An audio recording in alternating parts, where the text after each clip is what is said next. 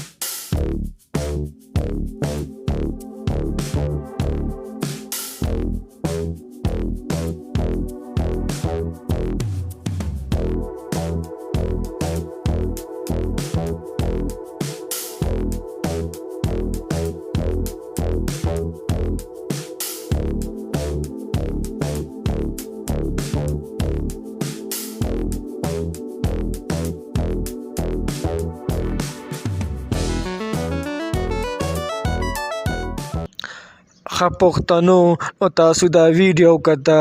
دا کرینه کپور ده، د بالیووډ اداکاره. د افسوس خبره ده چې د بچیم دي او داسې قسم فلمونه کوي. زما په خیال داسې قسم فلمونه دی له کول نه دي پکار.